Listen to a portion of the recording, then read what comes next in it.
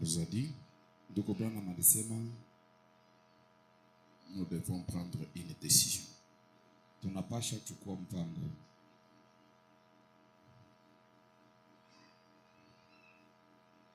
Et il a ajouté,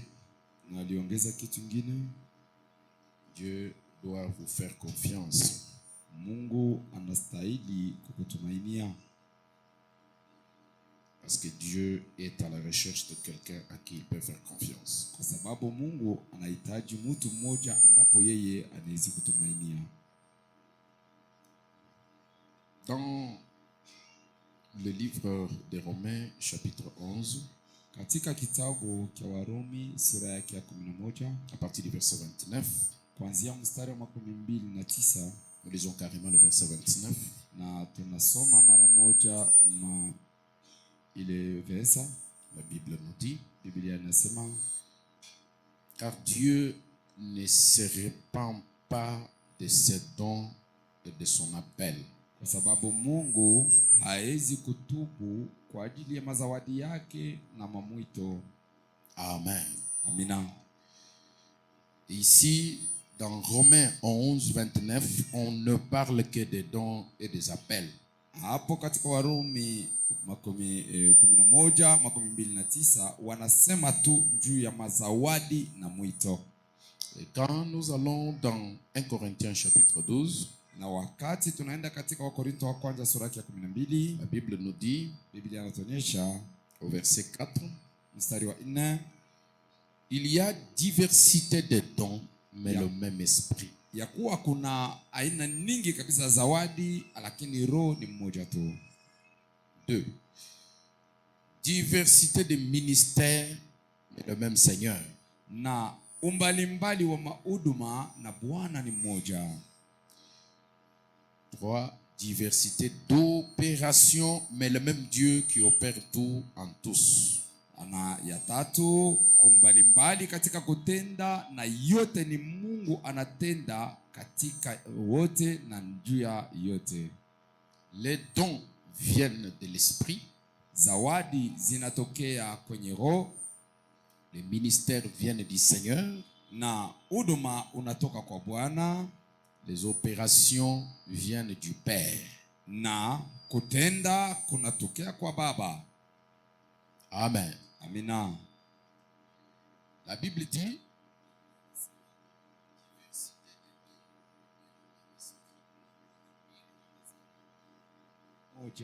diversité de ministères, mais le même Seigneur. Umbalimbali wa huduma na Mungu ni mmoja tu. Diversité d'opérations, mais le même Dieu. Na kutenda mbalimbali lakini Mungu mmoja. Vous avez là Père, Fils et Saint-Esprit. Muko na Baba, Mwana na Roho Mtakatifu. Tout comme le Père, le Fils et le Saint-Esprit sont un, kama vile Baba, Mwana na Roho Mtakatifu bao ni moja, la diversité des dons, umbalimbali wa zawadi, proviennent tous de la même source, inatoka yote katika chemchemi moja, dans leur diversité. Katika uwingi wao. Les diversités des ministères viennent tous de la même source. Ma umbalimbali wa huduma unatoka yote kwa chemchemi moja tu. Dans leur diversité. Katika umbalimbali wao. Diversité d'opérations, uwingi wa kutenda, provenant tous de la même source. Yote yenye kutoka fazi moja. Dans leur diversité. Katika uwingi wao. Et donc, le corps de Christ n'est pas un corps divisé. Na basi mwili wa Kristo hauna mwili wenye kugawaniwa. C'est un seul corps. Ni mwili mmoja tu. Qui agit dans la diversité. Enye anatenda katika umbalimbali. Au verset 7, or à chacun la manifestation de l'esprit est donnée pour l'utilité commune. Mstari wa 7, japo maana ya kutumia inatolewa ya zawadi inatolewa juu ya mafaa ya kitu kimoja ama ya watu wote. Tous ces dons, mazawadi yote, tous ces ministères, huduma yote, toutes ces opérations kutenda yote ont été donnés ilipewa pour manifester l'esprit juu ya kuonekanisha roho et pour aider tout le monde, na juu ya kusaidia watu wote, pour être utile à l'ensemble de l'église. ipate kuwa na maana na mafaa juu ya kanisa mzima.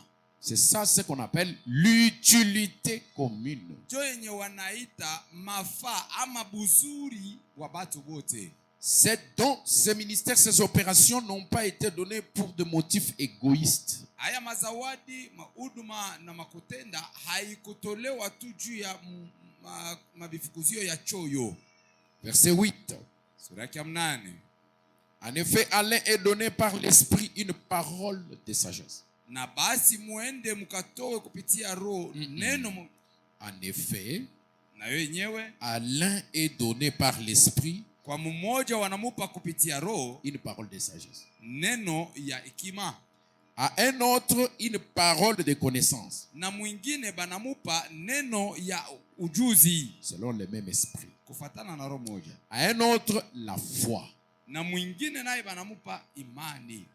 La foi ici, ce n'est pas la foi que tout chrétien, tout croyant a.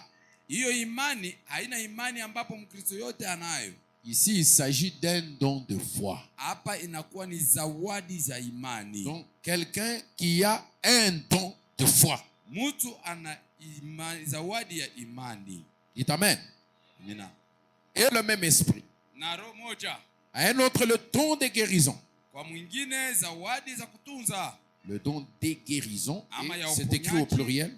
Na zawadi ya kutunza. Par le même esprit. Kupitia roho moja.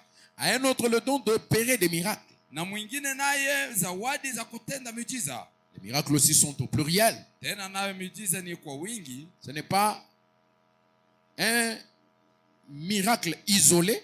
Haina kamujiza kamoja kambali tu.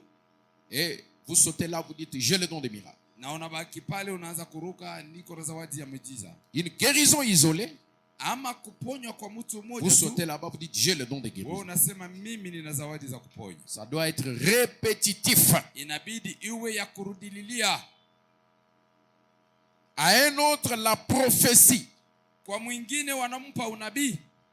À un autre, le discernement des esprits. Na mwingine naye upambanuzi wa maroho. Et faites beaucoup attention. Mkebe yangi kabisa. Parce que quand on parle de discernement des esprits, kwa sababu wakati wanasema upambanuzi wa maroho, ce n'est pas à confondre avec le discernement des pensées. Basi usifuruke hayo na upambanuzi wa mawazo, qui lui est approprié au prophète, plutôt au fils de l'homme. Ile upambanuzi wa mawazo unakuwa tu na mwana wa mtu ama nabii peke yake. On appelle ça messianique, discernement messianique. Na wanasema ile upambanuzi wa kimesiani. Et il n'y a qu'un seul dans un âge qui est habilité à faire ça. Na ni mmoja tu katika kizazi mwenye anastahili kufanya hayo. Ça c'est le discernement des esprits. Hiyo inakuwa yetu, hii inakuwa ni upambanuzi wa maroho. Ce sont les dons qui sont dans l'église. Ça c'est pour tout le monde. Même les femmes. Hata wanawake. À un autre, la diversité des langues. C'est ça, le parler en langue. Na huyo mwingine umbalimbali wa maruga ama kusema maruga. Et un autre, l'interprétation des langues. Na mwingine naye kutafsiri kwa maruga. Amen. Amina. Diversité des langues. Umbalimbali wa maruga. Et interprétation des langues. Na kutafsiri kwa hayo maruga. L'interprète, il interprète les langues. Mutafsiri yeye anatafsiri maruga. C'est pourquoi frère Branham dit, il n'est pas question de se mettre à parler en langues inconnues s'il n'y a pas d'interprétation dans l'église. Anasema haistahili kusema katika lugha haijulikane kama hakuna utafsiri kanisani. Alors, bas, maintenant, aujourd'hui, j'ai prévu de parler de diversité. La diversité des dons. Nilitayarisha ili tupate kusumbulia kwa ile umbalimbali wa mazawadi. Diversité. Umbalimbali. Nous allons, par la grâce de Dieu, essayer aussi d'entrer dans les ministères. Na tutaingia kwa neema ya Mungu katika mahuduma. Mais le sous-thème d'aujourd'hui, c'est la diversité. Lakini kituo yetu ya leo inakuwa ni umbalimbali wa mazawadi. La diversité. umbalimbali. Amen. Amina. Maintenant, regardez. Sasa mwangalie. Lorsque vous prenez le même récit, Wakati unachukua karatasi moja moja, 1 Corinthiens chapitre 12 que nous venons de finir, Wakorintho wa kwanza sura yake ya 12 yenye tunatokea kusoma, dans l'introduction là, katika kiingizio on dit, nasema quand vous prenez d'autres traductions de la Bible, wakati unasema mautafsiri nyingine ya Biblia, quand on arrive au niveau des ministères, wakati tunafika kwa wakati wa mahuduma, il y en a qui traduisent diversité des ministères. kuna wengine wanasema umbalimbali wa mahuduma. Il y en a aussi comme la traduction du semeur, ils traduisent diversité des services. Na mwingine naye kama ile anatoka le semer anasema umbalimbali wa makazi. Quant au don, Lakini kwa mazawadi, toutes les traductions maumbalimbali yote ya utafsiri traduisent toujours la même chose. inasema paka kitu kimoja. Quand on dit diversité des dons, tous traduisent la même chose. Diversité des wa dons. mazawadi wote wanasema namna moja, umbalimbali wa zawadi. Est-ce que nous sommes ensemble? Amina. Donc, quand il s'agit des dons, Manake kwa ile naangalia mazawadi, la traduction semeur, ile traduction semer la traduction écuménique, ama ecumenique, la traduction français courant, wala français courant, la traduction King James, wala King James, la traduction Louis II, wala Louis II, la traduction Louis II révisée wala Louis II révisé de 1974, je ya crois. 1974. Toutes les traductions Hayo mautafsiri yote traduisent toujours dons. yanasema katika Diversité des dons, papa. katika umbalimbali wa S'il vous zawadi. plaît, soyez entrés dans l'esprit. Hein? Entrez dans l'esprit et traduisez ce que je dis. Quand on parle des dons, Wakati wanasema ndio mazawadi, toutes les traductions sont d'accord sur le terme don. yao yote yanakuwa nasema kila Et pourquoi nous prenons différentes traductions? Najua kwa maana tunachukua mambo mbalimbali ya C'est pour essayer de comprendre ce que ça dit. ni njoo tupate kuelewa kile inasema, Parce que nous ne connaissons pas les Grecs, kwa sababu hatujue Kiyunani ni l'hébreu. wala Kiebrania. Nous ne connaissons pas les Grecs. Hatujue Kiyunani. Amen. Amina. Et c'est pourquoi nous essayons de prendre différentes traductions. Même Frère Branham lui-même, il ne connaissait pas le grec. Na njoo kwa maana tunachukua mautafsiri mbalimbali kwa sababu hata ndugu Branham hakujua Kiyunani. Frère Branham n'a pas étudié le Strong, l'hébreu et tout ça. Il n'est pas allé à l'école théologique. Frère Branham n'était pas un théologien. Hakuenda kwa masomo njoo ya kujifunza ile mastrong na ile ingine yote, hasikukuwa mteolojia basi. Pour dire que tel mot, ça vient de tel mot. Ile msemo fulani inatokea kwa msemo fulani. Mais il interprétait la Bible par révélation. Lakini alikuwa na tafsiri Biblia kupitia ufunuo. C'est pour ça que nous disons que nous avons un absolu dans cet âge. C'est un prophète. Un prophète, c'est un révélateur de la parole de Dieu. Kwa hiyo kizazi ni nabii na yeye ni mwenye kufunua neno la Mungu. Et donc, qui est mieux? Qui est le mieux placé à interpréter la parole que le propriétaire de sa parole lui-même? Ni nani anaye wakuwa mzuri njoo kutafsiri neno ambapo mwenye aliandishi Biblia alitafsiri? Et cet homme-là, c'est Dieu lui-même. Na yule mtu anakuwa ni Mungu peke yake. Et ce Dieu-là, na yule Mungu, il a sa bouche, c'est un prophète. Ana kinywa chake ni nabii.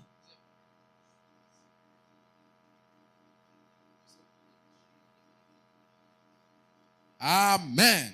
Amina. Alors, maintenant, basi, quand nous prenons le ministère, kama tunachukua mahuduma, le terme ministère, ama ile tukitoa huduma, vous sentez qu'il y a différentes traductions.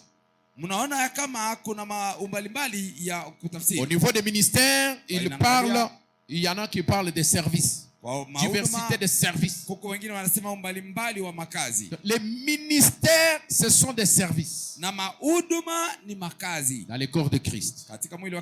Amen. Amina. Quand nous arrivons au niveau de diversité d'opérations, il y a par exemple le semeur qui dit, lui ne dit pas diversité d'opérations comme c'est écrit là-bas. Lui il dit activité. kazi. Il parle des activités, diversité d'activités. Anasema umbalimbali wa makazi. Il y a la traduction TEC Na ile traduction TEC qui, elle, parle des pouvoirs. na yeye anasema juu ya mauwezo. Amen. Amina. Donc les opérations là, ce sont des activités, Ile makutenda inakuwa ni ce sont makazi, des pouvoirs. inakuwa ni mauwezo. Il y a aussi une autre traduction qui parle des capacités, Na ile tafsiri nyingine inasema juu ya maeneo, diversité des capacités. umbalimbali wa maeneo. C'est-à-dire diversité d'opérations, Manake umbalimbali wa kutenda, diversité d'activités, umbalimbali wa makazi, diversité de pouvoirs. umbalimbali wa mauwezo. Mais le même Dieu Lakini Mungu ni moja, qui opère à travers toutes ces choses. mwenye anatenda kupitia yoyote. Amen. Amina.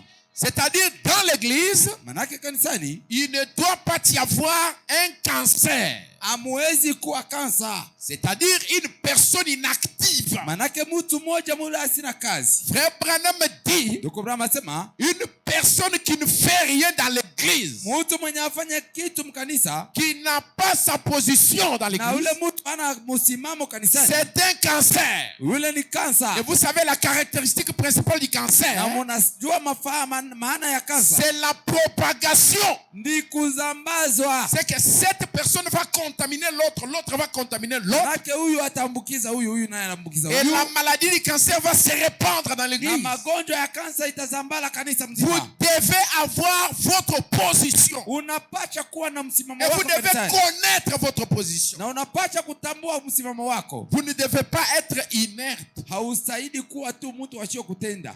Vous ne devez pas être quelqu'un d'inactif. Hauwezi kuwa mtu asio kazi. C'est comme un membre du corps qui est pourri. Iko sawa memba moja ya mwili lakini lishaoza. Ne vous contentez pas d'évoluer dans cet état de choses-là. Na usifurahikie kuhudumu katika ile aina ya maneno. Et si vous êtes dans cet état, Na kama uko katika ile et hali, que ça ne vous inquiète pas, nayo isipate il y a kuzukisha, quelque chose qui ne va pas avec vous. kuna kitu hakiendeke ndani yako. Moi, je connais ma position. Mimi najua na natambua msimamo wangu. Ma position. Msimamo wangu, Je suis ministre. Je suis appelé à prêcher l'évangile. mimi nimeitwa juu ya kuhubiri neno. Et je connais dans la prédication, dans les ministères, Na najua katika mahubiri, katika quel huduma, est le ministère principalement que le Seigneur m'a donné. ni huduma gani ambapo Bwana halinipa. Donc, je me connais moi-même. Manake najua tunatambua peke yangu. Vous aussi, vous devez vous connaître. Nawe pia unastahili Si kujua. vous êtes une femme, vous ne pouvez pas être compté parmi les ministres. Kama uko mwanamke hawezi kukubaliwa nawe katika wahubiri. Vous attendez-vous à partir des dons et des opérations. Nawe aongojee kuanzia mazawadi na makutenda. Je ne sais pas si vous êtes avec moi. Sijui kama tunaelewana. Amen. Amina. Vous êtes né dans ce monde Mulizalikwa duniani hiyo pour une certaine raison, juu ya kifukuzio moja fulani. dit Frère Branham. Gisi Frama anasema. Dans Messieurs, est-ce le signe de la fin? Prêché le 30 décembre 1962. Bwana eti alama ya mwisho yenye kuhubiriwa mwa ile tarehe. Le prophète William Marion Branham dit, Nabii William Branham anasema, les dons et les appels sont sans repentir. zawadi na kuitwa hakuna na gisi ya kutubu. Dit la Bible, paragraphe 86. Gisi Biblia inasema, Vous êtes nés dans ce monde nini mtazaliwa hiyo duniani pour une certaine raison. juu ya mafaa moja fulani.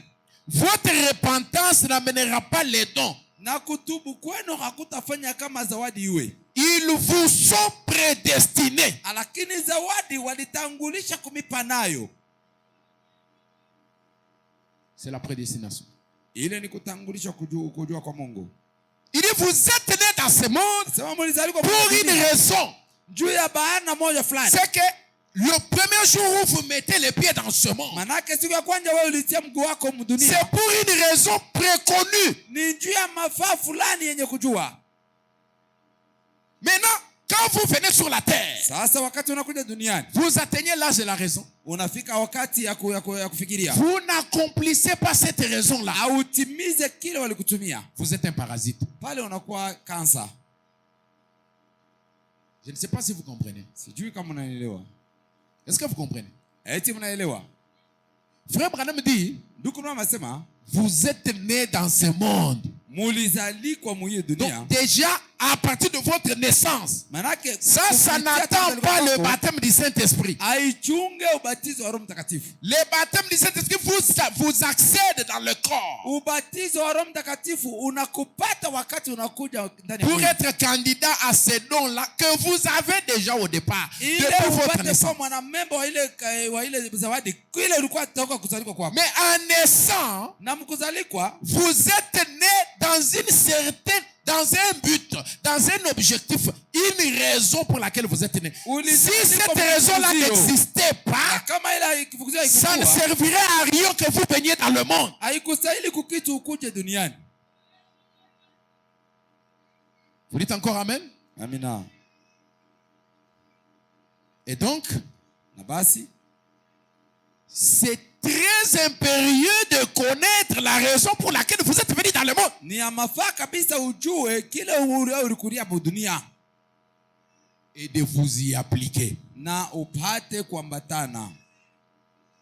Tant que vous marchez dans le monde, Wakati ungali natembea mdunia, en vacillant mkutanka sur l'océan de la vie, pa ile bahari ya uzima, comme un bouchon de liège, sawa vile tu kinchupa kimoja kia maji kia vous ne savez ni d'où vous venez, ni où vous allez. haujui wapi unaondoka na wapi Vous ne unaenda. connaissez même pas la raison pour laquelle moi ici, je suis ici sur la terre avec 2 yeux, 2 mains, 2 bras, je suis debout comme ça. Pourquoi je suis là? Na maana gani wewe na macho yote ya kueneana, mikono, miguu, na jua nini huko pa dunia? Donc vous êtes en train d'aller vers une éternité inconnue et incertaine. Huko naenda kwa milele moja ila haujue na hauna na ujuzi ya ile milele. Cela doit vous préoccuper. Ile inastahili kumihangaisha.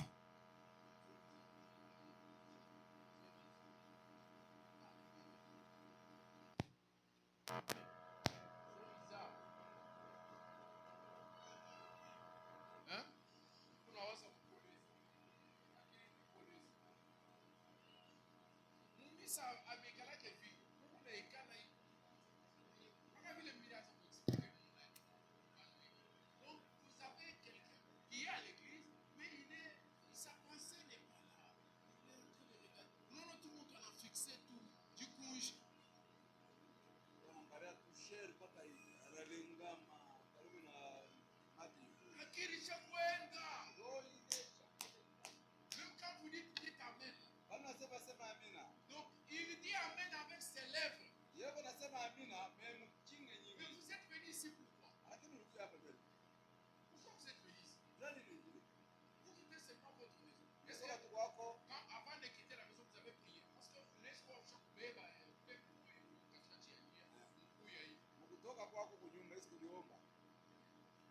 prié avant de venir? Ne mentez pas. Qui a prié avant de venir ici?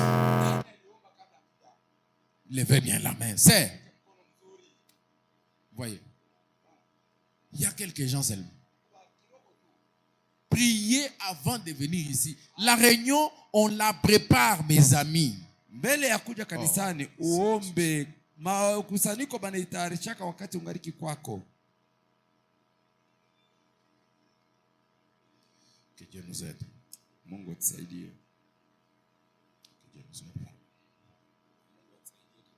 Il y a certaines choses que je vois qui me font très mal. Kuna vitu vingine ambapo naona iko nanyumisha roho kabisa. Et vous ne savez pas que vous êtes en train de me faire mal. Na nini hamjue na kutambua kama mko nani. 1 Corinthiens chapitre 2 verset 4. Wakorintho wa kwanza sura yake ya 2 mstari wa 4. Et ma parole et ma prédication ne reposaient pas sur les discours persuasifs de la sagesse. Na neno langu aikae pa ile tu makusema ya kukankamisha ama ya kuhakikisha ya kiakili. Mais sur une démonstration d'esprit et de puissance. Lakini juu ya kuonekanisha kwa roho na kwa uwezo. Le ministère, le discours de Paul, huduma na ile la prédication de Paul mahubiri ya Paulo ne reposait pas haikukuwa na msingi sur des discours pa kusema tu pour persuader, ili apate tu kumihakikishia intellectuel, mkiroho ama mwakili. Mais il y avait l'esprit dans la prédication de Paul. Lakini mlikuwa roho katika mahubiri ya Paulo. Toute sa prédication mahubiri yake yote reposait sur le fait de démontrer Dieu aux gens. Ilikuwa na msingi kuonekanisha Mungu kwa watu. La démonstration de l'esprit de Dieu. Kuonekanisha kwa uwezo ama roho wa Mungu. Et de sa puissance. Na uwezo wake. Puisque l'esprit est invisible. Kwa sababu roho haionekane, mais il est réel. Lakini ni ya kweli.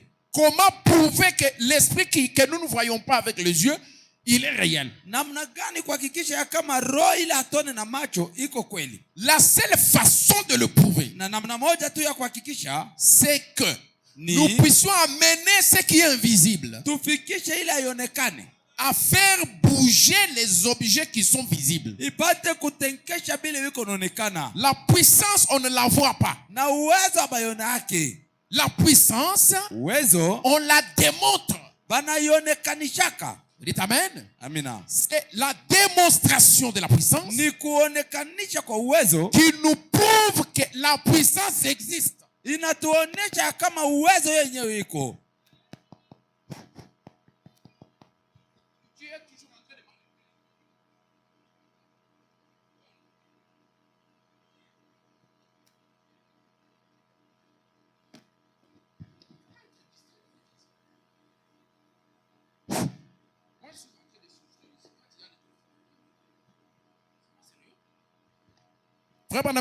La Bible dit, Paul, sa prédication était basée sur la démonstration. Paulo mahubiri yake ilikuwa yenye kuwa na msingi pa kuonekanisha. L'esprit de Dieu, on le démontre par les actions que cet esprit-là produit. Roho ya Mungu banaionekanisha kupitia matendo ile roho iko natoa.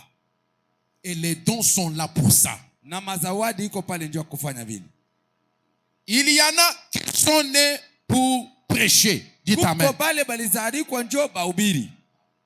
Il y a ici, assis, ici, du côté des frères, des gens qui sont nés pour prêcher. Nés pour. Branham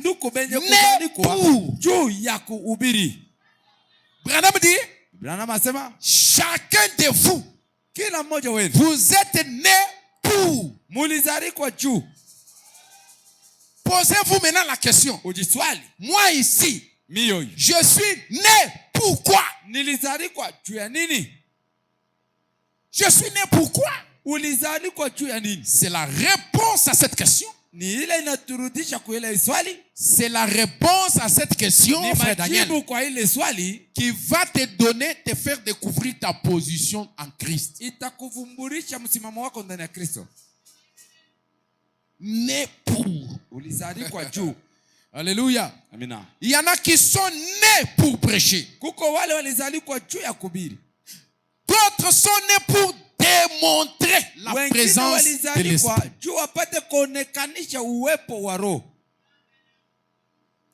Il y en a qui sont nés pour démontrer la puissance de Dieu.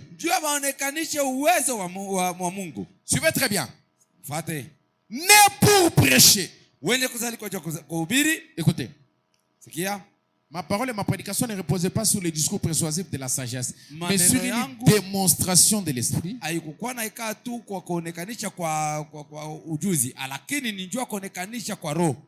de puissance. Nous sommes ensemble. Hein? Amina. Il y en a qui sont nés pour prêcher. Et quand il se tient là pour commencer à prêcher, il ne force rien. Ça se fait automatiquement. Et cette personne-là, je vais vous lire des citations. S'il ne prêche pas dans sa vie, il va souffrir. Il peut même mourir parce que Dieu ne voit pas la raison pour laquelle il l'a placé sur la terre. Il est né sur la terre.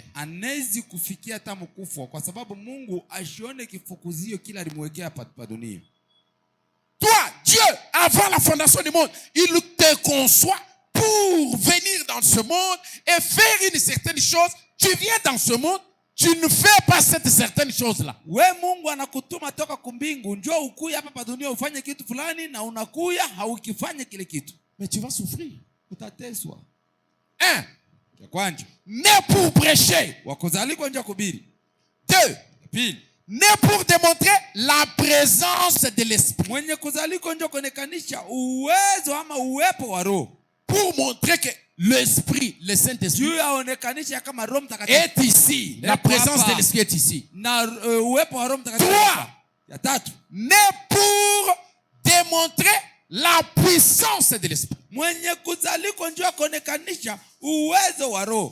La présence de l'esprit. Alléluia. Amina. Quand on commence à voir cette personne-là agir dans l'église, tout le monde sait que la présence de Dieu est déjà là. Alléluia. Amina. Et il y a des dons kuna mazawadi pour prêcher. C'est ce qu'on appelle les dons ministères. Il y a ensuite des dons pour démontrer la présence de Dieu. Vous dites amen? Amina. Ça c'est déjà dans les 9 dons spirituels là. Nous allons catégoriser ça. Nous parlons de diversité. Il y a des dons qui, quand ils commencent à opérer, ça démontre la puissance de Dieu. Ça démontre l'énergie de Dieu.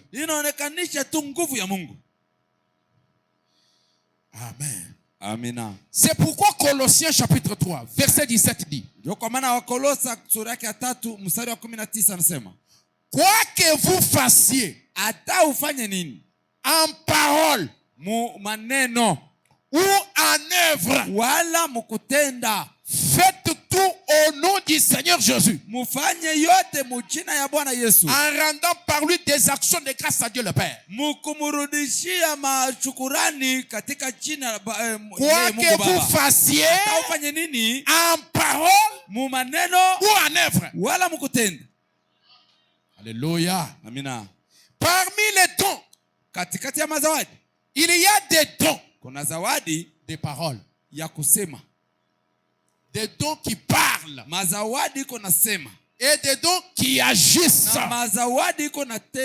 Il t'amène à la parole. Amina. Gloire au Seigneur Jésus.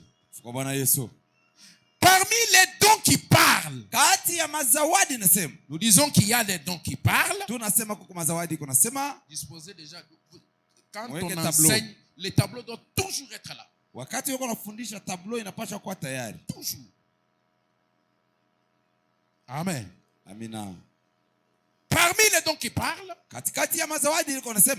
les dons ministères. Amen.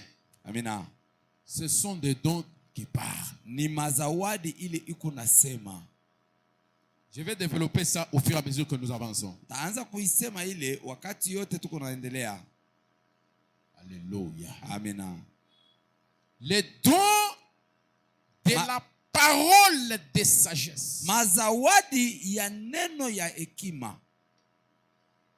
Gardez toujours à l'esprit 1 Corinthiens chapitre 12. Et Ephésiens chapitre 4 verset 11. Est-ce que nous sommes ensemble? Amina. Nous avons des dons qui parlent. Parmi les dons, je vais prendre quelle couleur? Parmi les dons, il y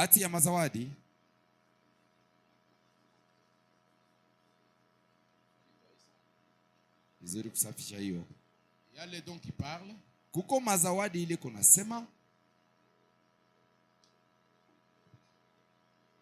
Les dons qui parlent.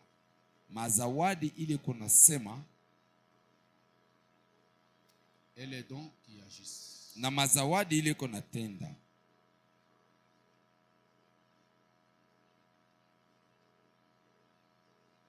Sasa parmi les dons qui parlent,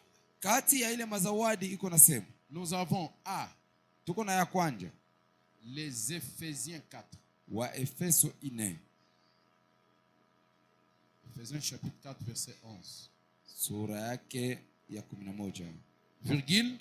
Keto. Il y a aussi les dons. Kuna tena mazawadi. 1 Corinthiens 9. Katika Wakorintho wa kwanza sura yake ya 12. Il y a la parole de sagesse. Muko neno ya hekima. Parce que ça parle, non? Kwa sababu iko nasema. Parole de sagesse. Neno ya hekima. Parole de connaissance. Hata neno ya ujuzi. Amen. Amen. Parler en langue. Kusema katika lugha. Etc. etc. Na vingine vinafuata.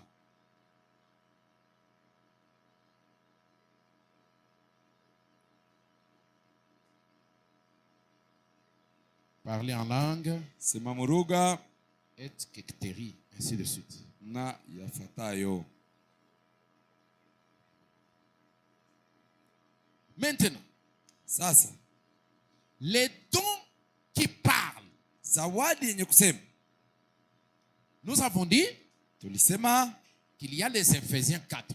Quand chaque fois vous entendez le mot Ephésiens 4, même si on n'a pas dit verset 11, vous comprenez directement qu'il s'agit de ministère.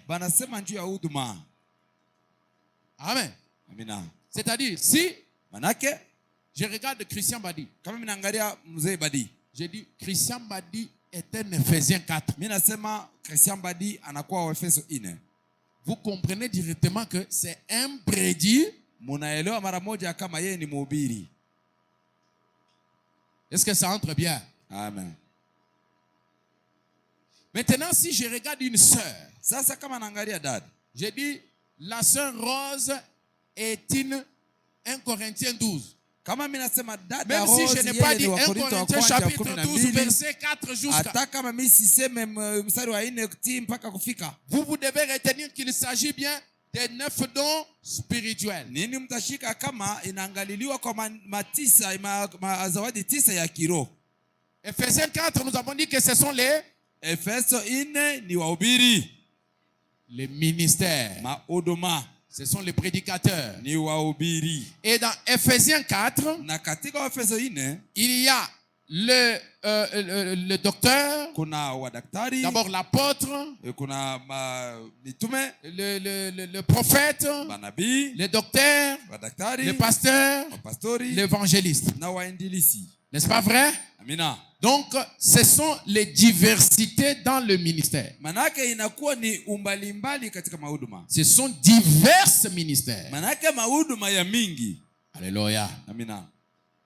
Et quand nous allons dans 1 Corinthiens 12, na wakati tunaenda wa Korintho wa kwanza 12, on dit diversité des dons. Wanasema umbalimbali wa mazawadi. Parole de sagesse. Neno ya hekima. Parole de connaissance. Neno ya akili. Don de guérison. Don de miracle. Don de prophétie. Don de discernement.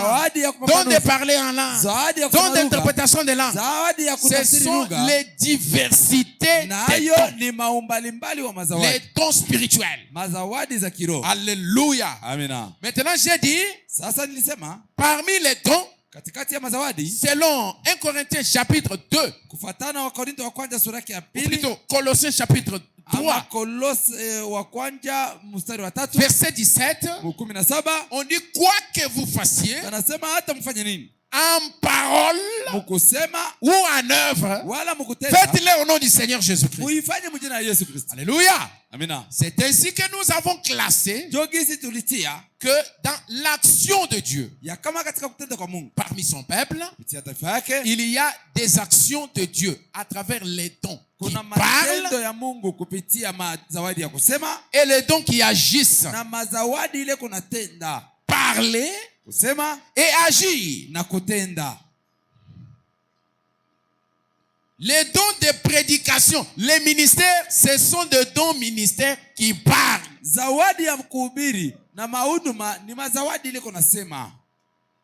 Les dons de la manifestation de la présence de Dieu, ça parle. Les dons de prophétie parlent. Le don de parler en langue, ça parle. Le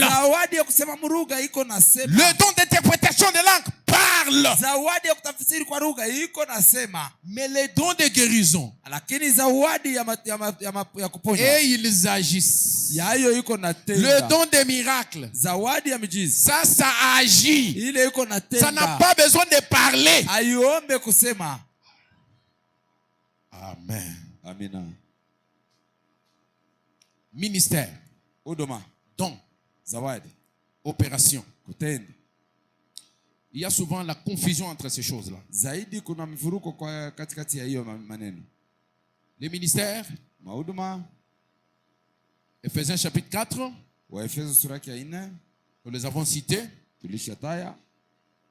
Ce ne sont que les hommes qui sont appelés à faire ça. Ni watu wanaume ndio wanaita kufanya ile. C'est exclusif aux hommes. Ile inaachiliwa tu kwa wanaume. Amen. Amina. Apôtre. Apôtre. L'apôtre, ule mtumishi, avant que nous puissions entrer en profondeur, kabla tuingie katika mbalimbali, on donne d'abord le rôle de chacun de ces ministères. Banapatia kila mmoja kazi yake. Nous donnons d'abord le rôle de chacun de ces ministères. Tunatoa kwanja mbalimbali wa kazi. Un apôtre, c'est un poseur de fondement. Mutume ni ule anatiaka msingi ama base. Un apôtre, c'est un frayeur de chemin. Na apôtre ni mtu mwenye iko na pasula njia.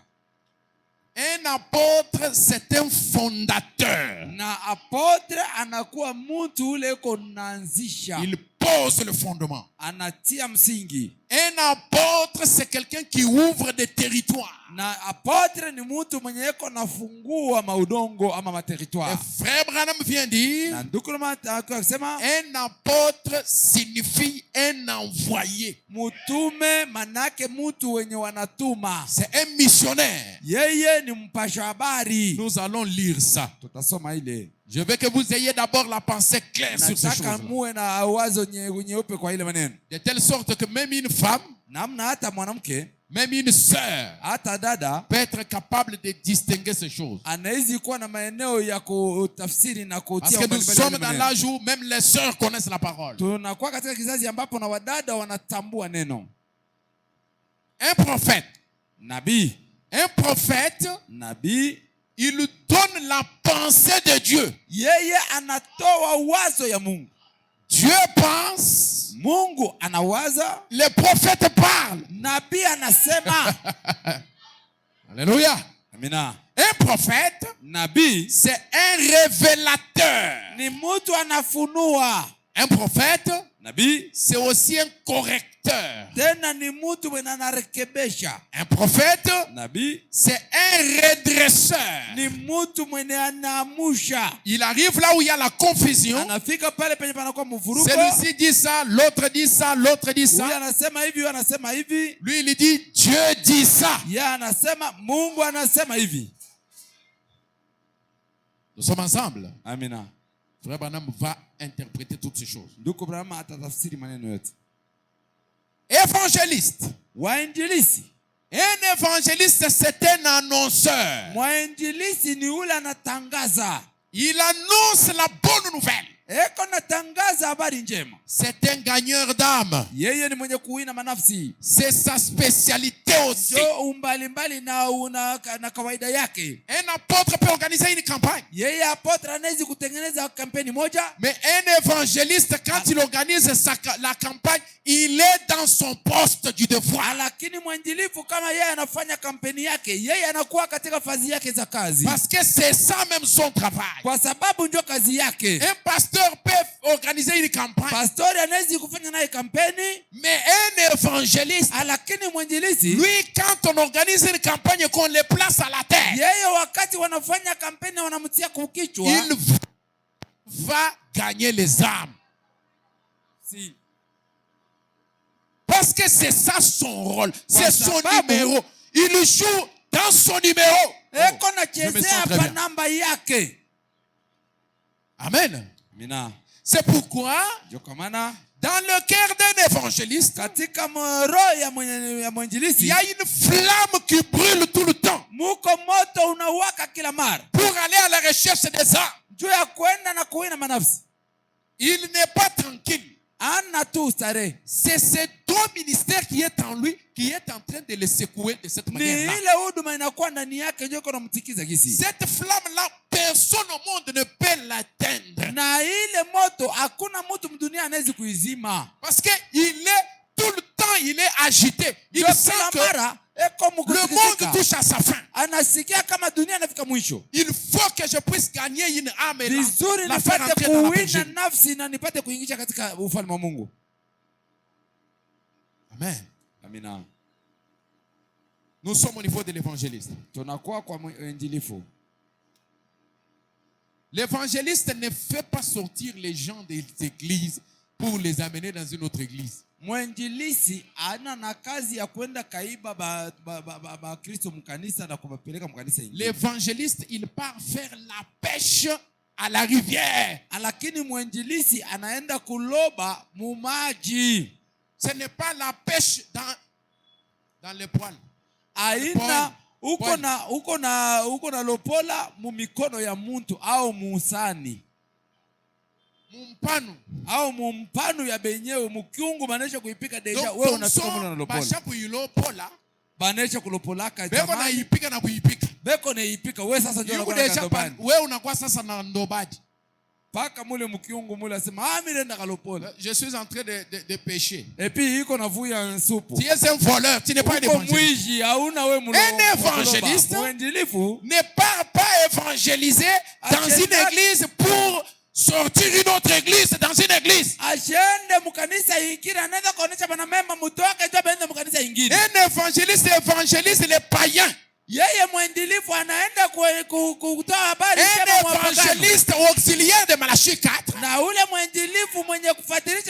Il évangélise les dénominationnels. Parce que ces gens-là sont dans la confusion et dans l'idolâtrie sans le savoir. Ils doivent être sauvés de cet état de choses. Vous avez les soucis des âmes qui sont perdues. Ce n'est pas les âmes qui avaient accepté lorsqu'on avait fait la campagne par le pasteur Life Lifoko. Ce sont ces âmes-là qui sont déjà dans une église que toi tu pars maintenant pour aller évangéliser. Ça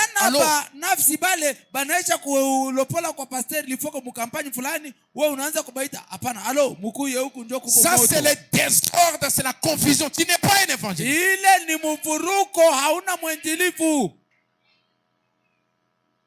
Va attraper les buveurs des chambres. Des chambres et les buveurs d'alcool. Voilà les gens que tu dois attraper. Ce ne sont pas les gens qui sont déjà croyants. Qui partent dans une église. Si quelqu'un de soi, il veut changer d'église, ça lui regarde. Mais pas aller faire changer quelqu'un d'église.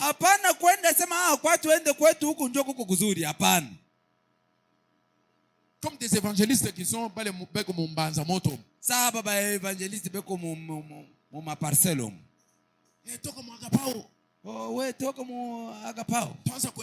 Quand tu es venu trouver cette personne. Qu'est-ce qui ne va pas avec toi?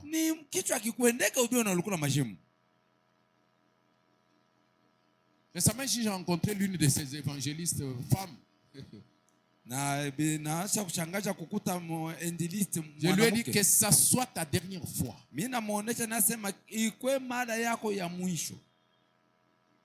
Que ça soit ta dernière. C'était le mardi, on était avec les gens. Que ça soit ta dernière fois.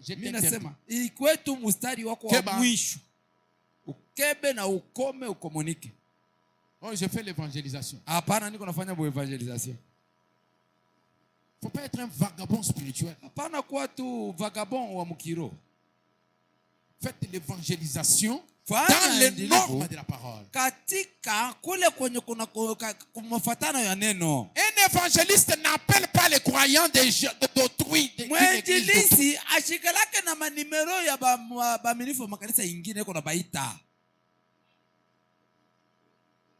Autrefois, on connaissait les évangélistes qui se tenaient dans les coins des rues. Vous sentez le ministère qui frappe là. Tu arrives là-bas. Tu commences à chanter comme un fou. Je vous dis, mes frères, ça brûle. Le ministère, ça brûle. Je vais vous dire.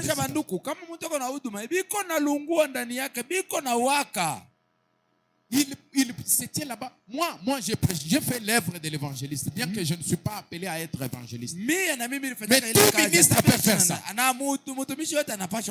Mais c'est lui qui est évangéliste. Il est né pour ça. Alléluia. Amen. Amen. Je prêchais à la Kenya ici. Moi, je prêchais à la Kenya. Au marché là.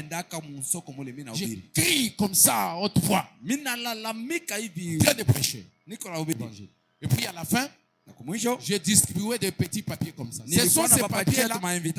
Quand mon monde n'a pas de problème, j'avais reçu un papier comme ça, un serviteur de Dieu, donc j'avais senti une attraction. Et nous avons gagné des âmes. Wakati mtu analikuta mdifikulte anakumbuka kamili onaka mtumishi wa Mungu na pale anaanza kusema mimi shikiaka roho yangu nitenkaka njoo anaenda anakuita kisha yake bantu babile ndio ba mingi tulibapataka ko. J'ai prêché dans le cachot du parquet là-bas. Et nous avons gagné des âmes. J'ai prêché dans les rues de Lubumbashi. J'ai prêché dans le marché de Kasapa. Je prêche dans un petit marché là, à côté de l'école ici, les Tanzi. Cette concentration des gens qui vendent là-bas autour. Je m'étais là-bas, je prêche. Je quitte là-bas, je descends là-bas à Kalouboué. Il y a une école de la, plutôt un petit marché qui est devant. Je m'étais là-bas, je prêche encore. Je prêchais là-bas. Comme Dieu enregistre les choses, il sait que j'ai prêché là-bas.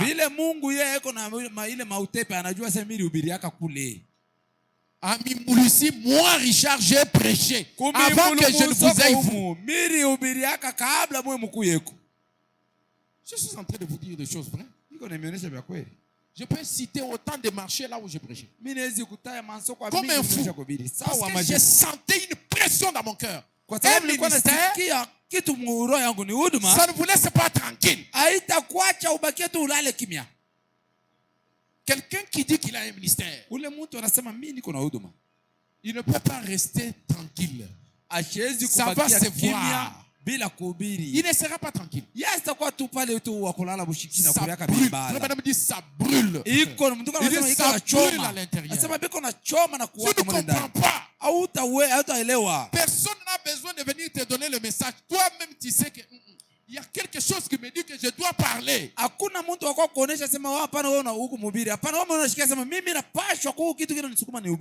Quoi que vous fassiez en parole ou en œuvre, faites-le au nom de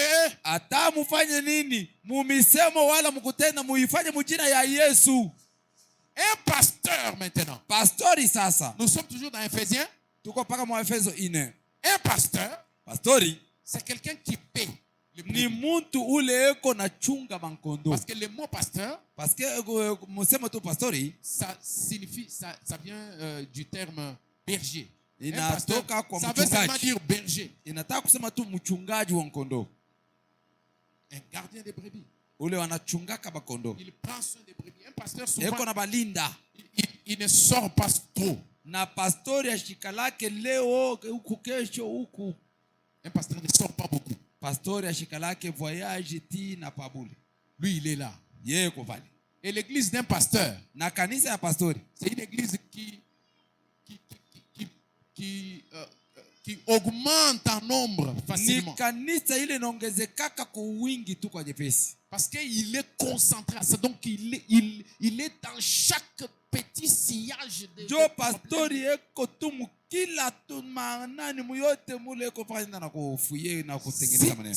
je parle du ministère pastoral. Amen. Et ça va peut-être bouleverser certaines personnes qui vont m'entendre dire, surtout ceux qui ne comprennent pas ce que je suis en train de dire. Moi, je ne suis pas pasteur. Pasteur, c'est pasteur wetu kajipinja ukautu village. Shuko pasteur wetu. Je ne suis pas pasteur de ministère. Mie shina na huduma ya upastori. Mais je suis pasteur d'office. Alakini niko pastori kisi vile niko. Niko mukaji ya bu pasteur. Niko na ile kaji ya bu pasteur. Mais je n'ai pas été appelé à ça. Alakini shikuitwa kutumika ile. Amen. Amina. Moi, je suis dans l'apostolat. Mimi nakuwa katika kutumwa. Et c'est encore un avantage parce que dans l'apôtre, il y a des capacités pastorales. Kwa sababu inakuwa na maana njoo katika apotre mnakuwa ile maeneo ya kupasteur. Il y a aussi des capacités évangéliques. Na muko tena maeneo ya kupasha habari. Et l'apôtre enseigne aussi bien. Na apotre ni mtu wa kufundisha mzuri. C'est pourquoi vous allez voir à un moment donné, je prêche comme ça, quelqu'un qui étudie le ministère, il dit non, vous devez être un pasteur. Il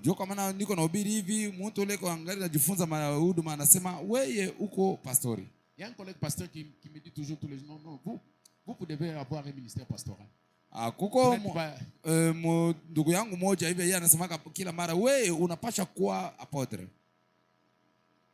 Non, pastoral. Il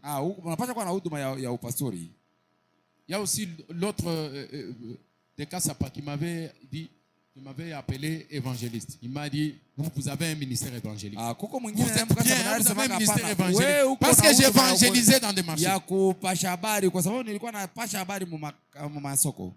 Kama kuna ministère ya kufanya kitu fulani. Si tu as un ministère de faire quelque chose, vous ne pouvez pas vous en passer. Vous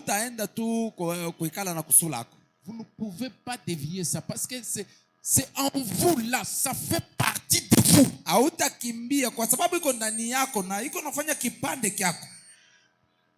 Un pasteur, il prend soin du troupeau.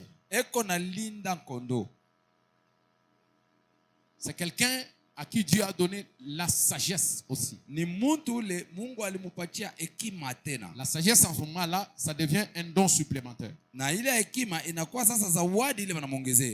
Amen. Et frère Branham dit, quelqu'un ne peut pas être en même temps apôtre, évangéliste, pasteur, docteur.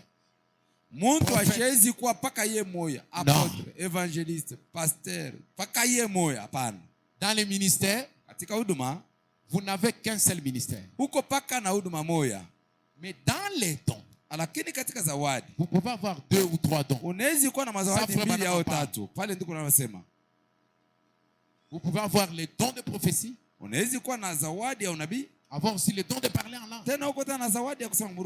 Et Dieu peut vous ajouter encore d'autres dons. Amen. Mais dans le ministère, vous ne pouvez avoir qu'un seul ministère.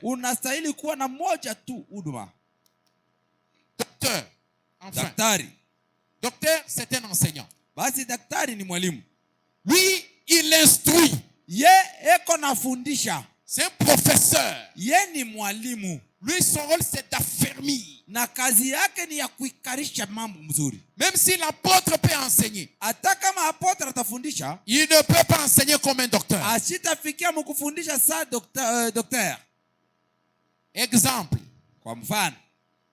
Le pasteur David, révérend David, qui nous avait prêché ici. Pasteur David, c'est lui qui avait prêché sur Docteur Moïse. Celui-là, c'est un enseignant, c'est un docteur. Il ne s'ajoute pas. Lui, il pose les choses. Et quand il enseigne, il sonde, il entre dans la profondeur.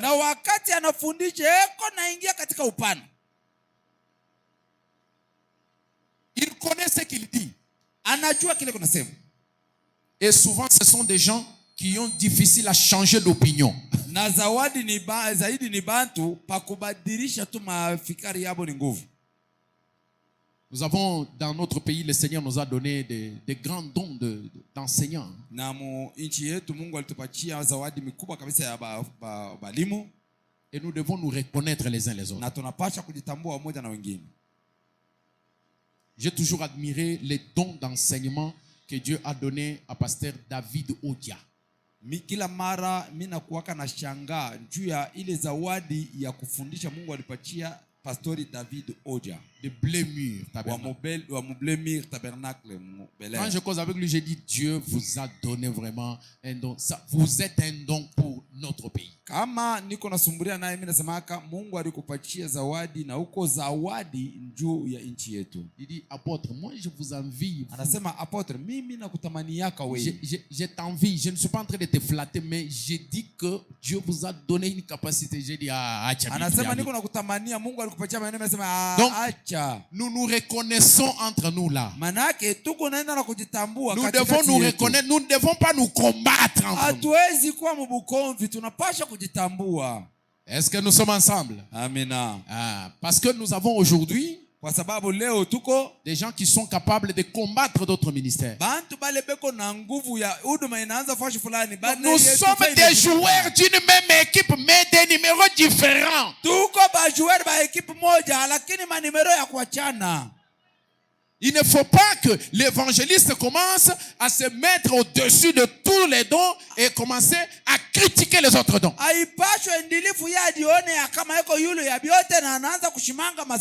C'est comme une tendance que j'avais commencé à entendre dans les années 2008.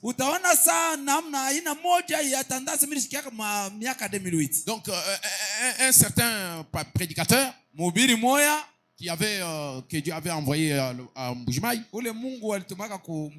Chaque fois quand il prêchait, lui comme il était évangéliste, donc il était contre les enseignants. Vous sentez dans sa prédication, il vous dit nous ne sommes pas ici, nous ne voulons pas les plombiers ici. Les plombiers, ce sont les gens qui ils viennent là, vous venez, vous vous asseyez, ils commencent à vous dire frère Branham dit, allez dans la paix du Seigneur.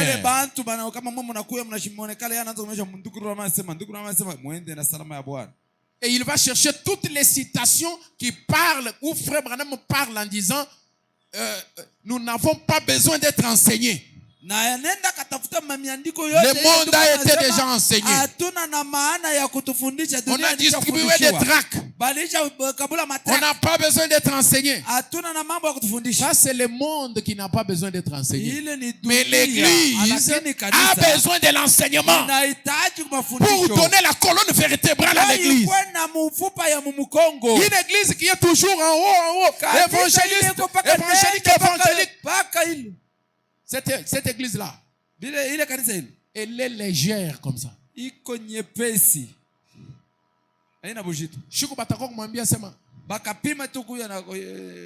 lui dit, tu sais son problème ici.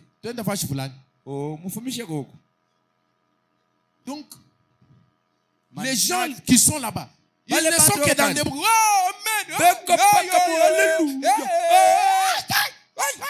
Il n'a même rien compris. Mais frère Branham équilibre.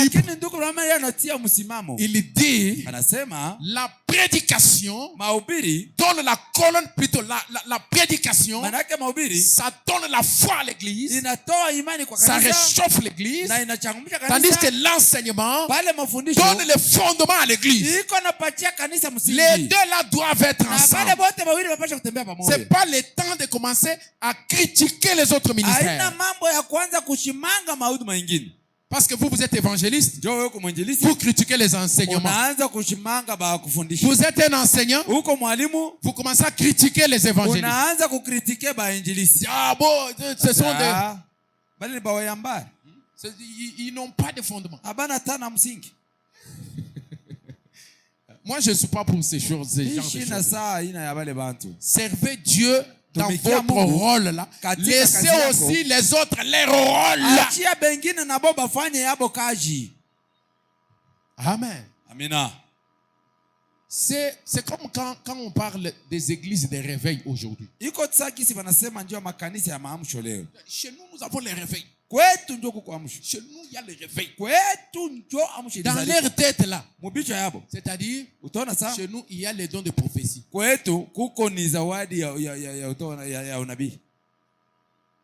Mais la sagesse,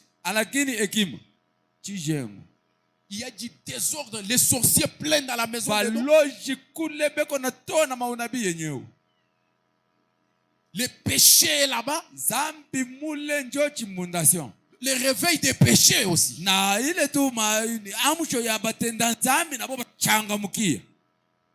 mondanité là-bas. Finalement, c'est quel réveil?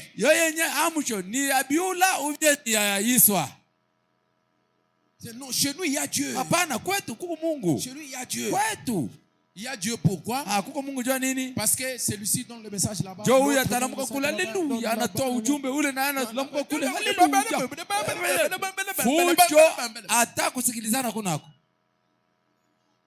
y a les réveils. Quelqu'un qui, quand il était à l'université à Agapao, alikuwa yeye mwenyewe ni mai baridi na glasi alikuwa bubu baridi ya kweli. Quand il arrive là-bas, anafika tu kule, elle devient directrice de la maison. Anakuwa yeye mwenyewe ndio mwalimu wa zawadi. C'est ça le réveil. Ndio amshoeli. Mais la sagesse, c'est aussi le don. Sasa hekima nayo ni zawadi. C'est un don. Ni zawadi. La foi, imani. La foi agit. Imani iko natenda. Les dons de miracles. Zawadi ya mjiza. Vous venez ici, on vous donne des tonnes et des tonnes de conduite. Beaucoup de conduite. Mais rien n'est pas de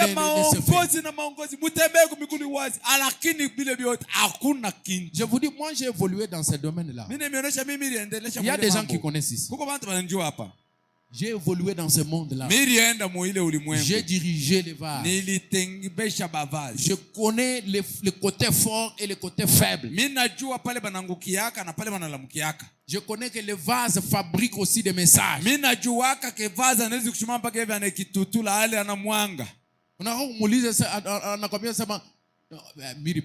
Parce que il fallait que je me maison de dons.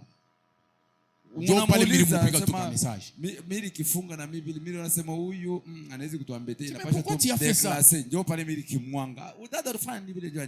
regardé aussi tunakuwa sawa hamuna tena Mungu. Sasa mimi nilipasha kufanya nini? Nilipasha paka Mungu aseme. Ndio pale mimi nampika paka vile. Kimema kumutu tule chintu kumutu. Donc c'est que message yake ngayanzambi to wewe. Maana message ina ya Mungu ni yako. Asema mutu tulano na kwani. Mimi nilimbobola yake paka vile useme biende mbele. Acha tushila kaba. Atuachie mbele fashi. Aende mbele atuachie fashi. Bendere kwa ekoyate. Maison de dos yetu bundu. Ndio kusema maison de dos yetu ishanguke ashuhudia sema mbele ndaka kama Mungu ashisema des choses comme ça votre âme est suspendue en enfer. Ndugu Branham anasema kama uko unafanya bintu vya vile nafsi yako iko naiyembelela Mungu na ushikapimaka kufanya vitu vya vile. Ne faites jamais des choses comme ça. Ushikajaribu wake kufanya vitu vya vile. Quand il n'y a pas les dons de sagesse, quand il n'y a pas les dons de sagesse dans une église, ne laissez pas les dons opérer. Parce que je vous dis, on va vous rouler dans la farine comme il faut.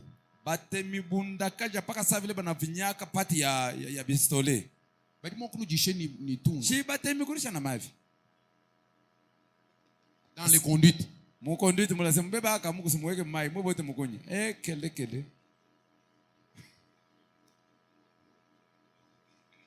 y a des gens qui ont mangé les machines. Donc toute l'église là.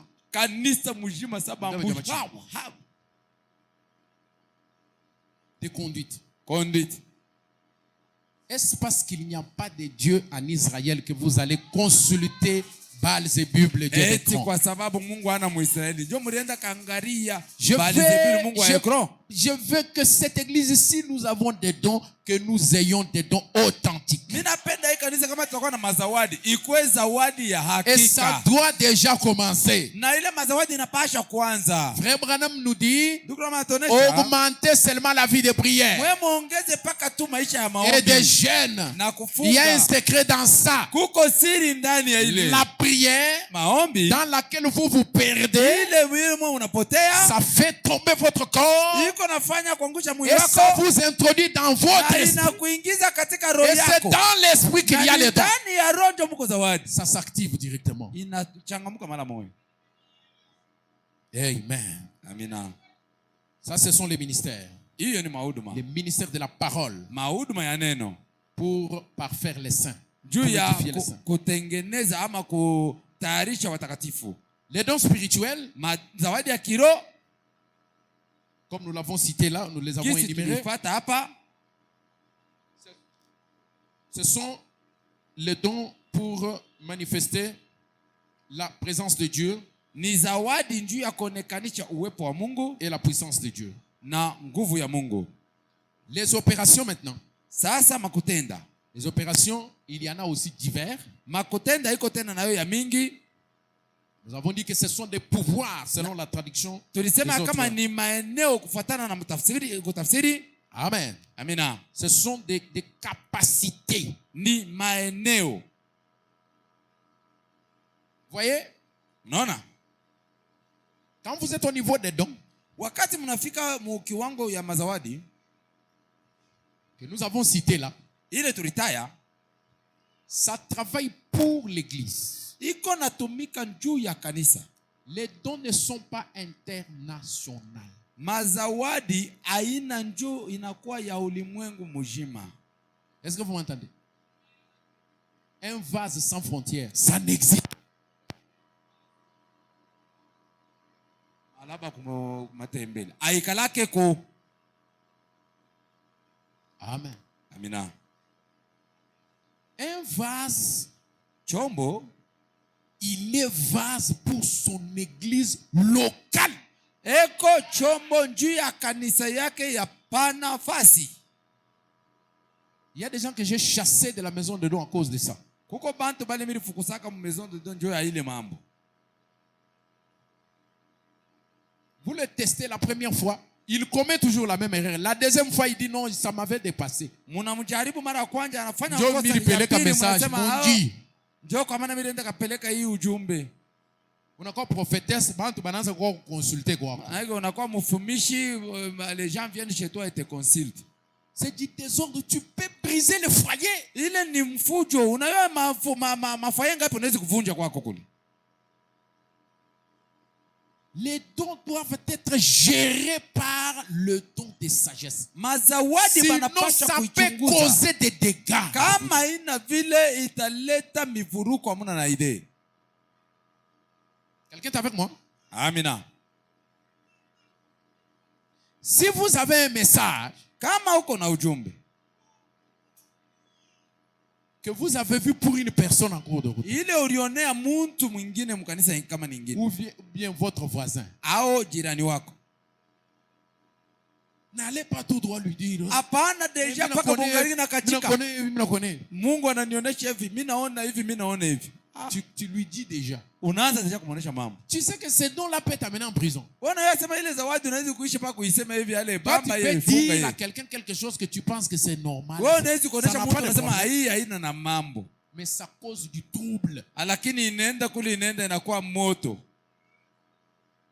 D'abord avec ce que nous avons ici. Yo yenye na hii tuko nayo hapa. Nous essayons de gérer ça et ça cause des problèmes. Tunapima mbele kuichungia na iko naleta deja mambo mbele hapa. Ça fait naître des rancunes qui perdurent. Iko nazarisha bantu machuki ile inadumu na inakawia. Unaona mtu anakuwa ennemi juré wa ule mtu. Unaona une personne devient un ennemi juré. Ashita pimaka kusikilizana naye hata. Pourquoi? Parce qu'il avait donné un message quelconque. Maintenant, dans l'interprétation de la personne, la personne a compris qu'on a dit que je suis sorcière.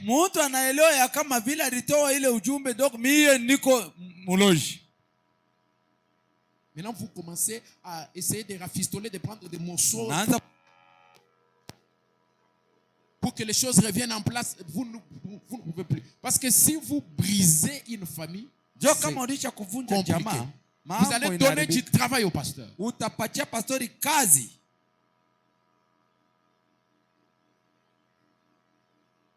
avons dit qu'il y a des opérations comme le fait de chanter, le fait de présider. Il y a des gens qui sont hospitaliers. aina moja ya kuchungia kupokelea naboni hali yabo. Il a ces talents-là. Donc, lui, c'est quelqu'un, même si on organise des manifestations, on peut le placer là à l'accueil. Il accueille les gens, il classe bien les gens, il envoie les gens là-bas. Des serviteurs de Dieu, il les met à l'aise. Kuko mtu banezi kumweka taka tunafanya maorganization hapa, anaweza anapokelea bantu, anaweka bantu mumanani, anaweka batumishi ya Mungu mzuri, hautashikia makelele. Et tout est en ordre. Na biote biko naendeka bien. Parce que il a un don. Ndio iko na zawadi d'hospitalité ya kupokelea.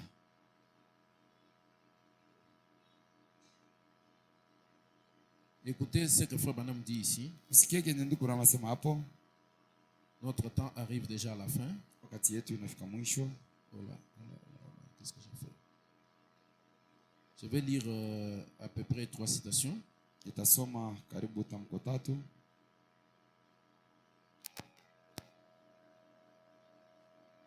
Qu'est-ce qu'il y a avec les courants?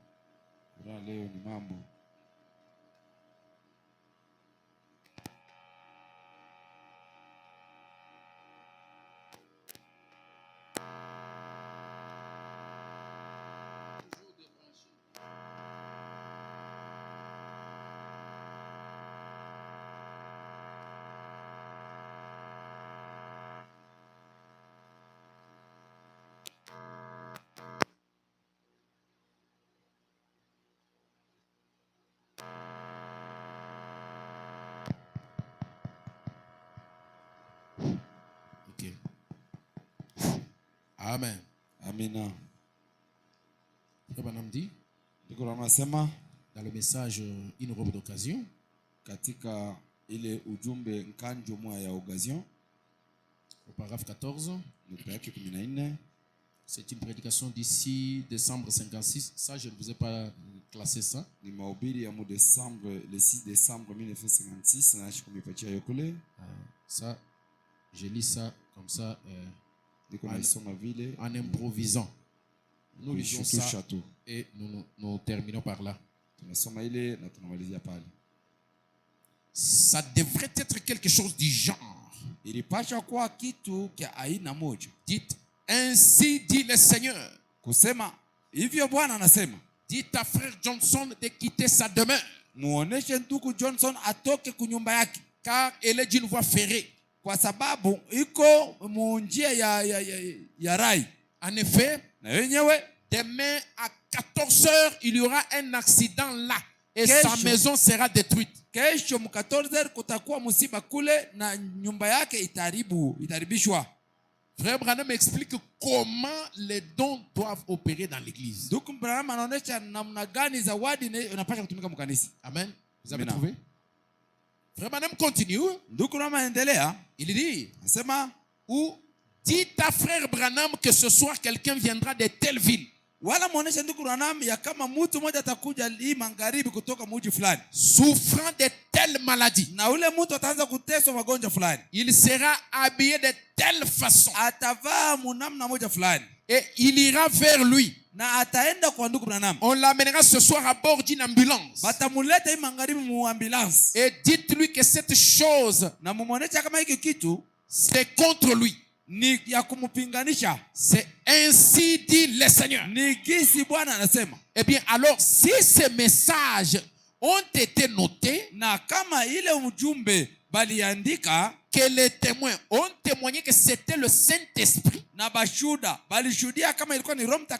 cela était déposé à la chair et ensuite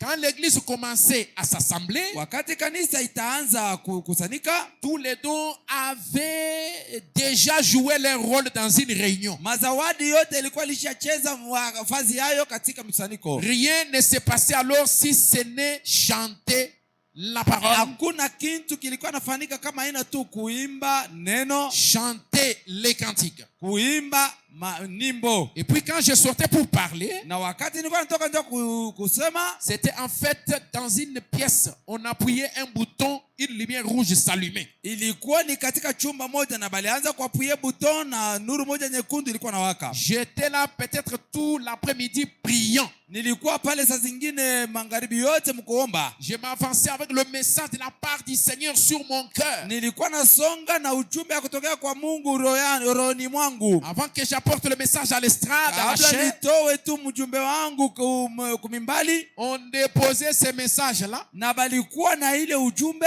les messages qui étaient sortis dans la chambre des dons. Ule ujumbe ulitokea katika chumba ya mazawadi. En haut là-bas, c'est parce que j'ai commencé à lire au milieu, il dit que les vases devraient se réunir quelques minutes, un certain nombre de minutes avant le début du culte. Anasema vyombo wanapaswa kukusanyika kabla tu ibada ianze madakika moja fulani. Et là-bas, il n'y a pas de prédication. Na kule hakuna mahubiri. Ils sont là pour que leur don travaille. Bobeko pale ndio mazawadi yabo itumike. Nous voyons souvent quand les vases se réunissent, tunaona kila mara wakati vyombo wanakutana, le directeur de la maison de dons commence une prédication. Na directeur de la maison de dons anaanza mahubiri. Ce n'est pas comme ça que les choses se passent. Kule hakuna mahubiri, bifanikake vile. Amen. Amina. Donc quand vous vous réunissez, manake wakati mnakutana, avant le début du culte, kabla ya ibada yanze, il y a une chambre qu'on appelle chambre des dons. Kuko chumba ile banaita chumba la zawadi. Vous entrez là-bas, vous chantez un cantique, vous commencez à donner des messages. Et les dons de prophétie ici, c'est ça son travail, son temps maintenant. Il donne toute la carte de la réunion et comment les choses vont se dérouler. Et quand maintenant le pasteur passe, on dépose les messages sur la chaire. Le pasteur lit la prophétie qui a été donnée dans la chambre des dons. Il dit, dites à frère Johnson, demain à 14h, qu'il ne soit pas là-bas dans sa maison. Il doit déménager parce qu'à cette heure-là, un accident de train va s'opérer. Il doit quitter cet endroit-là. Ainsi dit le Seigneur. Quand celui-ci termine de dire ainsi dit le Seigneur, il y a aussi 3 personnes qui ont aussi un don pour confirmer, pour discerner si ce qui est sorti là, c'est un message qui vient de Dieu ou pas.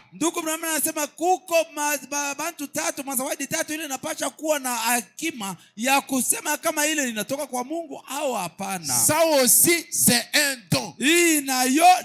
Pour discerner cet esprit-là qui vient de parler. Et il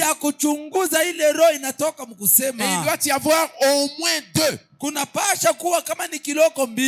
ou 3. Mais au moins 2 personnes qui doivent s'élever dans la chambre des dons et dire ça vient de l'Éternel. Et l'autre s'élève, il dit ça vient de l'Éternel. Est-ce que vous êtes avec moi là? Et quand ils ont confirmé comme ça, et que le message a été déposé sur écrit, déposé sur la chair, avant que le pasteur ne prêche, il se mettait à lire la prophétie. Nous avons 3 messages ici. Le premier message dit ça. Inasema hivi. Il dit qu'on va venir avec quelqu'un ici. Inasema batakuwa na mtu hapa mgonjwa. Il sera habillé de telle façon. Ule mtu batamuvarika on va l'amener à bord d'une ambulance. Na batamuleta ku gari moja hiyo ambulance. Il sera en train de souffrir de telle maladie. Na atakuwa iko na magonjwa fulani. Cette personne sera habillée de telle façon. Ule mtu na atavala hivi. Et cette personne, na ule mtu pour sa guérison, juu ya matunzo yake, faites telle et telle chose. Mufanye hivi na hivi na hivi. Le deuxième message, ujumbe wa pili, ça parle d'un certain monsieur du nom de tel. Inasema juu ya bwana moja fulani jina yake, qui sera assis dans la troisième lignée. Mwenye ataikala mubaya tatu. Il sera habillé de telle façon. Atavaa na hivi. Est-ce que c'est la vérité? Eti ni kweli? On regarde dans la salle. Tunaangalia mchumba. On vérifie dans la ligne là. Tunaangalia muile mistari. On voit le monsieur assis là. Tunaona ule bwana ukikala naye mule. Alléluia. Amina. Et quand on a lu le message, na wakati tulisema ujumbe, Frère Branham dit, et puis, kisha, il dit avant que j'apporte le message, kabla nitoe ujumbe, il dit et puis, asema basi, après le message, kisha ujumbe, j'ai lu le message, ensuite j'allais de l'avant avec le message après la prédication. Nilisoma ujumbe na kisha yake nilienda kumbele na ujumbe. Après le message, kisha ujumbe, après la prédication donc, kisha mahubiri, l'appel à l'hôtel, kuitwa kumwimbali, c'est-à-dire on doit attendre jusqu'à ce que l'appel à l'hôtel termine. Manake tunapasha kuchunga mpaka na pale muito ya kumwimbali tamalizika. Et si les choses étaient écrites, na kama vitu les choses qui étaient écrites là, s'accomplissait. Nous remercions le Seigneur. Dites amen à ça. Amina. Nous remercions le Seigneur et nous les louions pour cela. Si cela ne s'accomplissait pas, on passait un temps de nettoyage. Il y avait eu un mauvais esprit parmi eux. Car Dieu ne dit pas de mensonges. Voyez, c'est ainsi que les dons devraient opérer. Et puis toute cette histoire qui se passe sous le nom de dons devrait être extirpée. Na ile mabitu yote ilipasha kufanika munjina ya mazawadi ilipasha kutoshwa mumbele. Et alors nul n'aimerait avoir un mauvais esprit sur lui pour mentir. Hakuna ule atapenda akwe na mpepo mchafu ndio alande. Et faire des choses. Na afanye bitu bibai. Amen. Amina. On veut ce qui est réel. Il y a un esprit véritable. Vous n'avez pas à avoir ce genre d'esprit. Dieu a le véritable esprit pour vous. Ainsi donc, vous n'aimerez pas ces choses que le diable vous donne. S'il y a un faux message, ça ne vient pas de Dieu. C'est qu'il y a un mauvais esprit qui s'est glissé parmi la chambre de Dieu. Alors qu'est-ce qu'on fait quand il y a un faux message? Qu'est-ce qu'on fait? On va faire passer les nettoyages. Frère Branham dit au paragraphe 16. Il dit, et si c'était faux, alors tous ces gens-là, écoutez ce qui se fait. Tous ces gens-là se repentaient.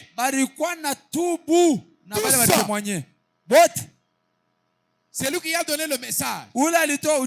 Il doit se repentir.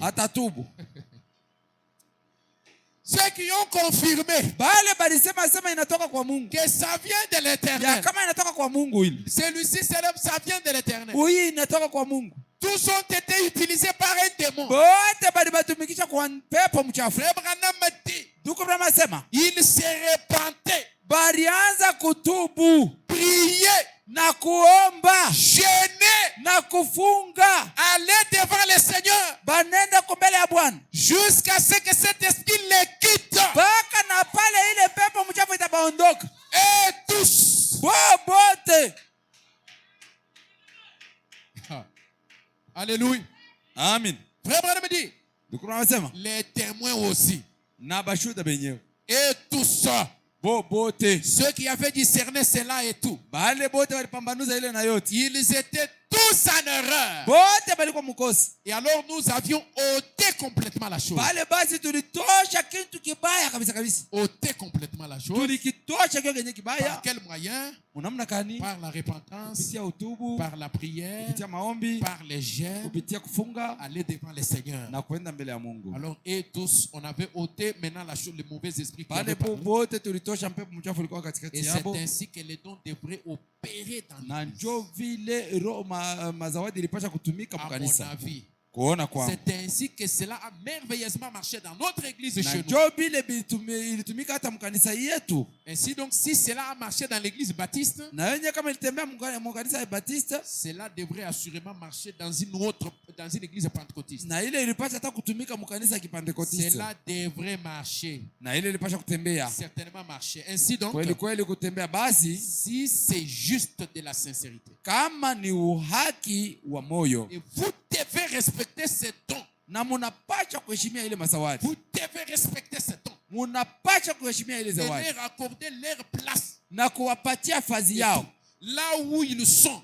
Là où ils devraient être. Nous devons respecter ces dons. Et la Bible est le patron. Alléluia. Amen. Gloire à Dieu. Amen. Nous devons respecter ces dons. Nous devons les mettre à leur place. Amen. Amen. Et la Bible est le patron. Juste comment il devrait s'assembler. Et comment il devait opérer. On dit, si vous respectez ces dons, Dieu vous respectera aussi de l'avoir fait. Il y a certaines personnes qui marchent avec des malédictions. Ils ne savent pas que c'est à cause du manque de respect envers les dons de Dieu. Amen. Amina. Et c'est la vérité. Les choses de Dieu sont telles qu'elles sont. Même si c'est ta fille. Ta fille de 12 ans. Mais si Dieu a fait de cette fille-là une servante de Dieu, ayez du respect envers le don que Dieu a mis dans cette fille.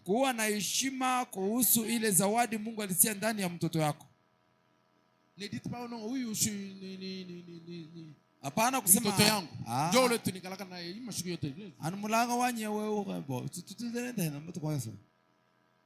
parce que ce petit garçon ici,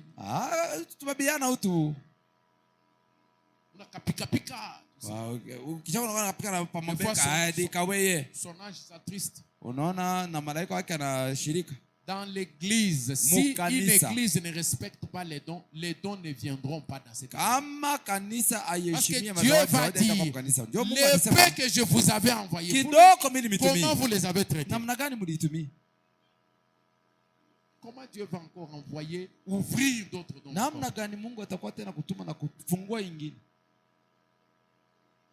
Vous voyez? Les dons. Zawadi.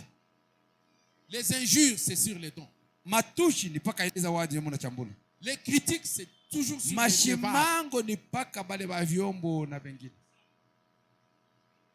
Vous pensez que non, ce sont nos sœurs.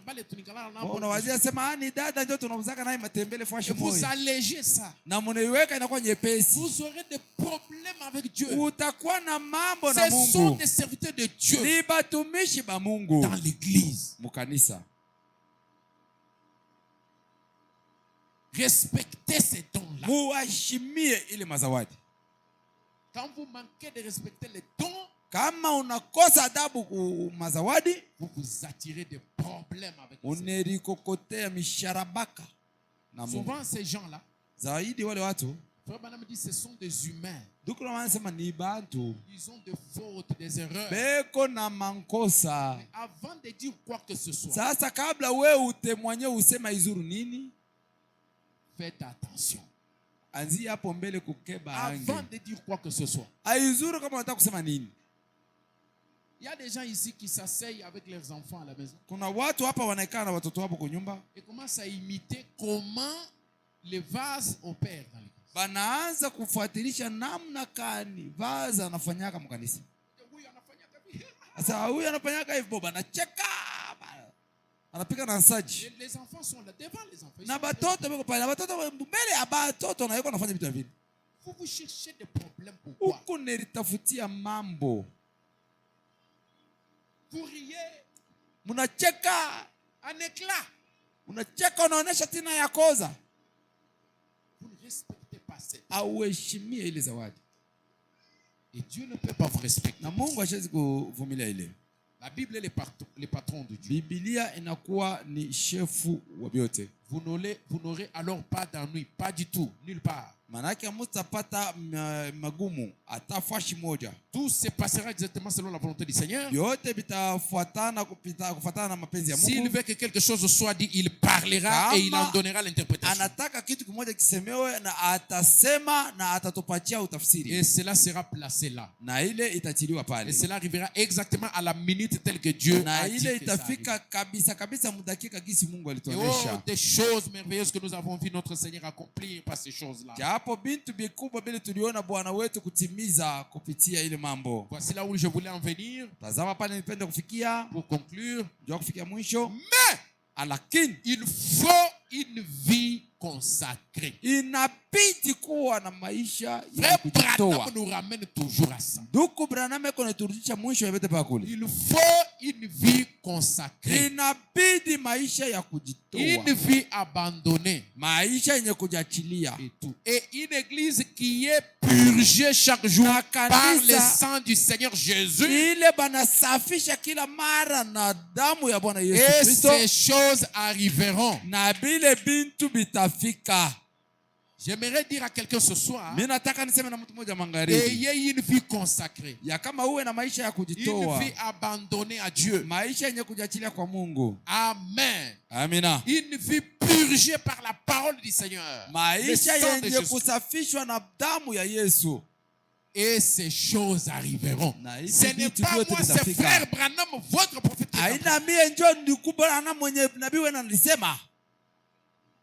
Et quand vous devenez vase, vous commencez à donner des messages. À un moment donné, vous êtes tenté à dire tout ce que vous entendez dans la maison de Dieu. Des gens comme ça,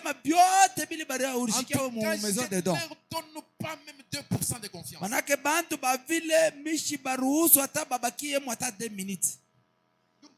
Donc quand à chaque fois que tu as information, ça sort. Ça aussi c'est un danger. Vous allez détruire l'église. Dès que moi je constate ça, je vous dis franchement, j'enlève ma confiance. Vous êtes toujours mon frère ou ma soeur. Mais pour la maison, la chambre dedans, vous ne pouvez pas entrer là-bas. Les gens disent non, pasteur Richard, il est dur, il est ceci, il bloque. Je veux de l'ordre. Utenda kuikala na don yako ile kumulango. Utaenda kekala na ile do yako. Et si Dieu a prévu na kama Mungu atayarisha que toi tu viennes sur la terre wewe ukue pa udongo pour faire quelque chose, ndio ufanye kitu, mais quand tu commences à faire la chose, lakini wewe ukianza kufanya kitu, tu l'as fait avec négligence, uko naifanya na kusula, et maintenant na sasa on te chasse de la maison de don, bana kufukuza mnyumba ya zawadi, ces dons là n'opèrent plus, ile zawadi haitimike tena. C'est Dieu lui-même, il va te punir. Mungu yeye mwenyewe anaona namna atakupika mfimbo. Parce que le don n'opère pas. Tu ne joues pas ton rôle comme Dieu l'avait dit. Parce que tu es né dans ce but. C'est la citation que j'ai lue en premier là. Vous êtes né sur la terre dans un but pour une raison quelconque. Maintenant, quand on te donne l'accès à la maison de Dieu, tu entres dans la maison de Dieu. Tous les messages d'une semaine dans la maison de Dieu, tout c'est déjà dehors. ungariki paka unatoka bwana yako njoo wa kwanza ukamatilia. Unaenda kwenda kasema na bibi yako. Unaenda kaonesha marafiki yako. Unaenda kaisema tena musoko. Ça c'est une attitude irresponsable. Ile ni hali moja ya bubebe. Une personne comme ça, je ne tarde pas à les chasser de la maison. Mtu wa vile shina tena kukawia mimi namfukusha mu maison de don. Et si tu vas souffrir, na kama utateswa, c'est à cause de ta propre stupidité. Mateso yako itakuwa pa kichwa yako ni kwa ajili ya bubumbafu bwako. Parce que tu n'es pas une personne de valeur. Jo una mtu wa kuheshimia. Vous pensez que tous les secrets que les gens me disent dans le bureau ici. Wewe kuna wazia sema siri yote watu wanashaka mu ofisini hapa. Si je disais ça à ma femme. Kama mimi naanza kuenda mimi naonesha bibi yangu. Ou bien si je le propageais dans l'église. Au mimi naanza kuonesha banduka sema fulani alikuwa kuonesha hivi. Vous pensez que vous seriez ici? Wewe unadhania sema mtakuya hapa hivi. Comme toi tu veux que tes secrets soient gardés. Vile wewe unapendaka masiri yako baichungi. C'est comme ça que les autres veulent aussi que les secrets soient gardés. Bengine na unapenda masiri yako ichungiwe. Mais toi tu prends les messages de la maison. Wewe unabeba ujumbe ya maison de don. Tu marches avec ça. Unaanza kutembea nayo. Tu auras des problèmes et ça va tomber sur ta propre tête. Utakuwa na mambo na yanakuwa nguvu za hapa kichwa yako. Je vais jouer mon rôle de pasteur. Je mimi nitakuwa na kazi yangu ya pastori. De la maison de don. Mimi nakufukusha mbele maison de don. C'est de la confusion. Ile ni mfuruko. C'est du désordre. Ni mfuruko ile. La maison des dons. Maison des dons. C'est une chambre des dons. Inakuwa ni chumba ya zawadi. Ce n'est pas un salon. Haina musalon. C'est une chambre. Mule ni chumba ya ndani. Un endroit caché. Fazi ya kufuchama. Il y a des choses que Dieu a révélées à Frère Branham qu'il n'a jamais dit à personne. Kuko bitu bila nduku Mungu alimfunulia nduku Branham ashaioneshaka mtu na vile alienda. Mais toi que tu vois juste une petite chose, wewe ungariki naona tu nchongo ya kilata. Directement tu pars dire la personne. Natoka mbala moyo unaenda kuonesha na mtu. Pour qu'on sache que toi wewe unapata. Joba yu asema na wewe unapataka na wewe zawadi. C'est l'orgueil. Ile ni kiburi. Ce don-là n'est pas pour toi. Ile zawadi haina yako. C'est un don dans le corps pour l'édification de l'église. Zawadi iko mkanisa njoo ya kusaidia kanisa. On ne te l'a pas donné pour que tu puisses t'en taper la poitrine. Aba kukupachia njoo uanze kutuvumia nayo. Frère Branham dit. Tukuna sema Dieu, Mungu peut enlever un don. Anaweza kutosha zawadi. Comme le don de prophétie. Juu ya zawadi ya unabii. Frère Branham dit. Il est dans l'église. Il peut quitter d'une personne à l'autre. Anaweza kuitosha kwa mtu anaipeleka kwa mtu. J'ai des citations. Frère Branham en parle. Na kuko matamu kwa ndugu anasema vile. J'allais lire ça aujourd'hui. Mimi nipasha kusoma leo. Et si vous vous enorgueillissez, na kama wewe unajipatia kiburi, vous commencez à vous donner la gloire avec les dons. Unaanza kujipatia utukufu na ile zawadi. Frère Branham nous a donné tout un cours. Ndugu Branham alitupatia tu mafundisho mzima. Un cours intitulé mafundisho yanaitwa le discernement des esprits. Maupambanuzi ya roho. De l'esprit. Ya roho. Frère Branham dit, regardez, jugez la personne sur base de ce qu'il essaye de faire avec le don que Dieu lui a donné. Kufuatana na kila nataka kufanya ile napima kufanya na ile zawadi Mungu anapatia. Et quand nous voyons que vous essayez vous donner vous-même la gloire. Na kama tunaona sema wewe unaanza kulipatia kavumu. Même les ministères. Hata huduma yenyewe. Vous prêchez. Unahubiri. Quand vous avez prêché. Wewe ukihubiri. 2 heures après. Kisha tu masaa 2. Facebook ina chauffé. Una chauffe YouTube na Facebook na Viber yote. Ici, angalia hapa, j'ai vraiment hapa bilitokota mili bouleversé. Même les pasteurs a pleuré. Batoto bote balikuwa ni mumayani. La femme du pasteur. Pasteur mwenyewe na bibi yake. N'en parlons pas. Ushipimi. Il est venu à mes pieds. Alikuya na kumikulu yangu. Elle a commencé à pleurer à na mes pieds. kaanza kuniriria kumikulu. Nous sommes des grandes personnes. Nous analysons, nous savons bien que cet homme, il est imbu de lui-même. Tunajua basema huyu muntu ni bia. Et tu ne sais pas que nous te connaissons. Na uyuwe mzuri asema cheye tunakufuatilia na tunakuyua. Nous te connaissons. Tunakuyua mzuri. Nous te voyons trop bas. Tuko nakuona kama uko chini sana. Dieu ne te donne pas le don pour toi-même. Mungu achikukupatia zawadi njoo ikuwe mzuri pale kwako wewe mwenyewe. Quand les gens ont dit amen dans ta prédication. Wakati watu walisema mimi ni mhubiri yako. Ce n'est pas à toi qu'on a dit amen. Haina kwako wewe walisema amini sasa kutukuza. Amen à la parole. Walisema amina kuneno ile wewe ulikuwa unahubiri. Ce n'est pas raison de t'enorgueillir. Haina mambo ya kujivuna. Et puis tu vas te mettre à dire, Kishaka utaanza na kusema, moi j'ai toujours été humble. Mimi nakaa paka mnyenyekevu. Donc tu es orgueilleux dans l'humilité. Manake wewe uko wa kiburi lakini munyenyekevu. Donc orgueilleusement humble. Manake wewe kiburi lakini munyenyekevu. Pour nous aveugler. Ndio kutuweka shetu kwa bibi. Frère Branham me dit, Ndio unasema, vous voyez quelqu'un faire comme ça. Kama mnaona mtu anafanya vile, il dit c'est faux. Anasema yule mtu ni wa bongo. Lui-même il est faux. Ye mwenyewe ni bongo. Moi je peux donner l'église, je peux donner le message à toute l'église que vous voyez. Mimi naweza kushimama hapa kanisa yote mshima mimi nitenkesha na maujumbe. Batoto botaba. Baba na bonso baba su nyima ambwira no mwabeshi. Un numéro. Mimi naweza kama mimi napenda kupeleka message. Si je vais donner seulement un message. Si mimi ngala ma concentration ingine hivi. Nazalaka na concentration moko boyo. Soki na matili kolo aigle. Una koyola mwangu. Una pechia message unayamba pale huko. Mimi nikala na message ingine mingi. Mimi nikala na maujumbe. Moi que tu vois ici, moi. Mimi napenda tu kuacha message. Si je vais seulement te donner un message. Hapa tu utasipo kuna cheza. Si mais tous les enfants ici jouent. Nous sommes dans les niveaux. Unafanya bilole. Ce que tu fais est faux. Bile huko unafanya ni vya bongo. Quand un vase vous donne le message. Wakati choma anakupatia ujumbe. Quand un vase sort de l'ordre. Kama anatoka utaratibu. On le corrige. Banamurekebesha. Il s'énerve. Anashirika. C'est que ça ne vient pas de Dieu. Manaka itoke kwa Mungu ni yake. Il a un autre esprit, il n'a pas le Saint-Esprit.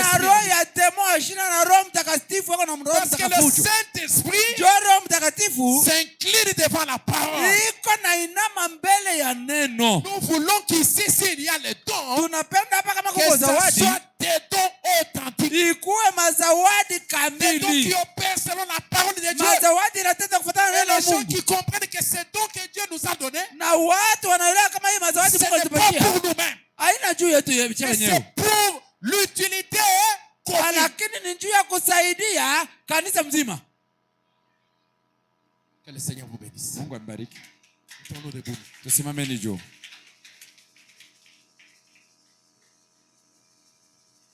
Alléluia. Amen. Gloire soit rendue à notre Seigneur Jésus. Amen. Amen. Je vais vous demander vraiment d'avoir une vie consacrée, d'avoir une vie de jeûne, une vie d'abandon. Ce n'est pas seulement ici, mais après la prédication telle que vous rentrez à la maison, vous cherchez quand même à vous élever dans un niveau. Pendant que vous êtes debout, on va nous chanter J'abandonne tout. Chaque fois, soyez toujours à votre poste du devoir. C'est-à-dire, quand on commence à terminer la prédication, vous avez déjà le micro tout prêt, tout ça. Donc, il faut que ce département soit bien organisé. Nous sommes en train de mettre de l'ordre. Ce que vous avez là, c'est aussi un talent. C'est une opération. Il faut faire que votre position, votre rôle là soit bien joué. Tous ceux qui ont ces dons là, les dons de, comme les sœurs Charlie, tous ceux qui sont du côté chant, venez me voir le samedi. Je vous attends ici le samedi. J'ai quelque chose à vous dire. Un couplet et un refrain et j'abandonne tout. Et puis vous n'allez pas prier, je vais appeler le frère James. Il va dire. Tout à Jésus j'abandonne, fait moi sauveur tout à toi. Oh, laisse-moi sentir Saint-Esprit Saint, voir que tu es à moi. J'abandonne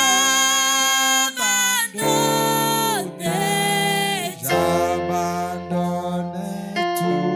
Alléluia, J'abandonne tout. oh, tout à toi, Tout à toi, mon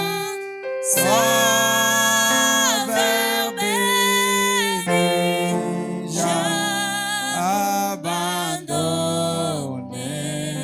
tout. et moi j'abandonne